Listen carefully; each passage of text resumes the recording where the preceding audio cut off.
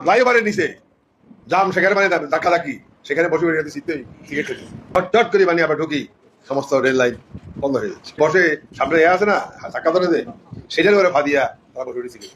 মানুষের দোকানের সামনে যাই আমি স্ট্যান্ড বসাই বেলাবো, তাই তো আর দেশ থাকবে না। যা যা ইচ্ছা তাই করতেছে।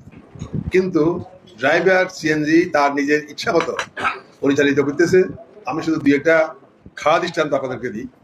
তিনি রেলওয়ের যে গেট সিগন্যাল পড়ছে, গেট পড়ে গেছে।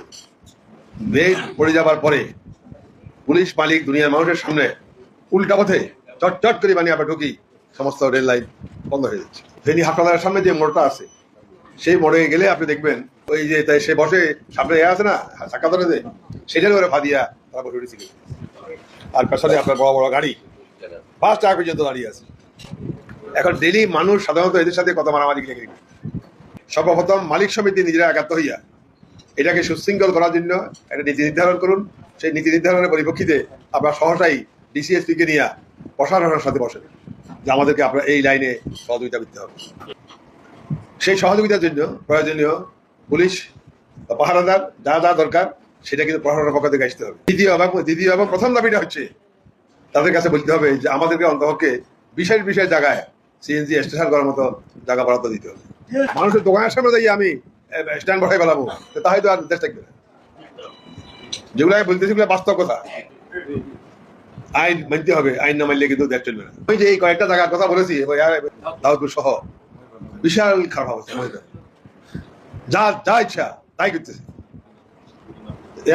ফ্লাইওভারের নিচে জাম সেখানে মানে ধাক্কাধাক্কি, সেখানে বসে বসে শীতই সিগারেট খেতে। সুতরাং প্রশাসনকে এটা দেখতে হবে, পাবলিকও কিন্তু সতর্ক হইতে হবে, যাই খবরদার লাইনে চালা, এখন বন্ধ আছে বন্ধ, খোলা হইলে চালু কর।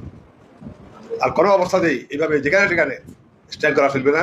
কিন্তু প্রশাসনের সাথে আলাপ করি আমাদেরকে খুব তাড়াতাড়ি, যদি আমরা অন্তকে কিছু কিছু খুব জঘন্যতম জায়গাগুলোতে যদি স্ট্যান্ডের ব্যবস্থা না করি, তাহলে কিন্তু সমস্ত যানবাহন, মানুষের চলাচল, রোগীদের আসা যাওয়া সবকিছু বন্ধ হইয়া সমাজ ব্যবস্থায় ক্ষতিগ্রস্ত হবে।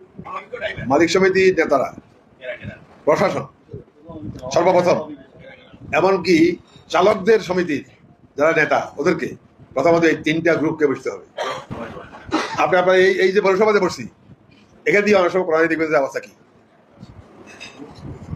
এগুলাকে বন্ধ করার জন্য মালিক, শ্রমিক, প্রশাসন, তার সাথে সাথে আমরা যারা রাজনীতি করি, আমরা আপনাদেরকে সর্বাত্মক সহযোগিতার জন্য যেসবে যা যা বলবেন আমরা আপ্রাণ চেষ্টা করবো